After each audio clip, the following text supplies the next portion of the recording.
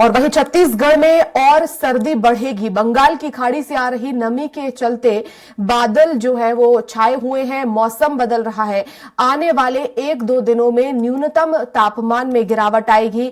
उत्तर भारत के कई शहरों में और सर्दी का सितम बढ़ेगा और छत्तीसगढ़ में पश्चिमी विक्षोभ अब ऊपरी द्रोणिका के ऊपर सक्रिय रूप में सक्रिय है और प्रदेश में सबसे ज्यादा ठंडा नारायणपुर जिला रहा, जहां पर 10.6 डिग्री सेल्सियस दर्ज किया गया है।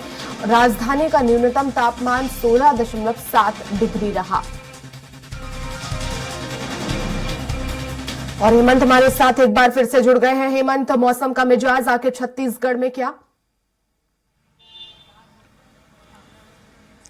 देखिए, जिस तरीके से उम्मीद छत्तीसगढ़ में जताई गई थी ठंड को लेकर, उस तरीके की ठंड फिलहाल यहाँ पर नहीं पड़ रही है। हालांकि मौसम विभाग के वैज्ञानिकों ने ये संभावना जताई है, दावा किया है कि आने वाले 2-3 दिनों में यहाँ पर ठंड बढ़ेगी। खासतौर पर जो न्यूनतम तापमान है उसमें कमी आएगी। अभी ये देखने को मिल रहा है कि अधिकतम तापमान में तो वृद्धि हो ही रही है, लेकिन जो रात का पारा है वो भी अब गर्म होता जा रहा है। चूँकि बंगाल की खाड़ी से नमी युक्त हवा भी नहीं आ रही है और इसी का कारण है कि जो अनुकूल परिस्थितियां बनती हैं ठंड को लेकर वो नहीं बन पा रही है। फिलहाल बात की जाए तो बंगाल की खाड़ी से नमी के कारण अब मौसम बदलेगा आगे चलकर और आने वाले 1-2 दिनों में न्यूनतम तापमान बढ़ेगा और इसके साथ साथ उत्तर भारत के कई शहरों में सर्दी बढ़ने की संभावना मौसम विभाग के द्वारा जताई गई है और छत्तीसगढ़ में पश्चिमी विक्षोभ अब ऊपरी द्रोणिका के रूप में सक्रिय है।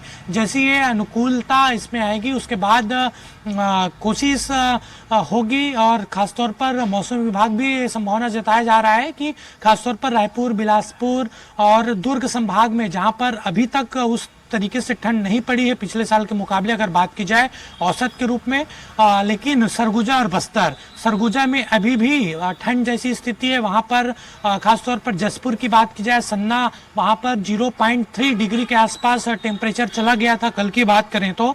और अभी प्रदेश में सबसे ज्यादा ठंड नारायणपुर जिले यानी बस्तर की मैं बात कर रहा हूं, वहां पर 10.6 डिग्री सेल्सियस दर्ज की गई थी और राजधानी का जो न्यूनतम तापमान है वो करीब 17 डिग्री के आसपास है। तो आने वाले 1-2 दिनों में ये मौसम में परिवर्तन देखने को मिलेगा और मौसम विभाग की संभावना है कि जल्द ही यहाँ पर रायपुर के आसपास इलाकों पर ठंड दस्तक देगा। बिल्कुल हेमंत, लेकिन अब जिस तरह से सर्दी आगे बढ़ेगी तो ऐसे में प्रशासन कितना तैयार है इसको लेकर? क्या जगह जगह अलाव की व्यवस्था की गई है? जो बाहर बेघर लोग हैं, अपना समय बाहर गुजारते हैं, बाहर रहते हैं, उनके लिए खासतौर पर क्या व्यवस्थाएं हैं?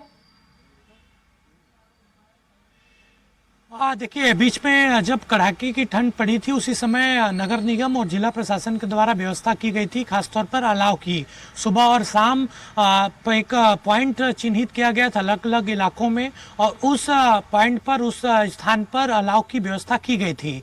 इसके साथ साथ रैन बसेरे की बात आती है। हालांकि रैन बसेरा उस तरीके से यहाँ पर विकसित नहीं किया गया है, बनाया नहीं गया है, फिर भी खासतौर पर जो यहाँ पर भीख मांगकर अपना गुजारा करने वाले लोग हैं उनके लिए भी व्यवस्था जिला प्रशासन ने की थी ताकि ठंड को लेकर दिक्कत ना हो। क्योंकि 2-3 दिन पहले ये खबर निकलकर सामने आई थी राजधानी रायपुर से कि रात को ठंड के चलते एक युवक की मौत हो गई थी। उसके बाद प्रशासन एक्शन में आया था और तमाम तरह की व्यवस्थाएं प्रशासन ने कर रखी है। अगर ठंड आगे बढ़ती है और ठंड जैसी स्थिति उत्पन्न होती है तो उसके लिए व्यवस्था पहले से जिला प्रशासन और नगर निगम ने करके रखा है। जी, बने रहिएगा हेमंत, खबरों पर आगे भी अपडेट्स लेंगे।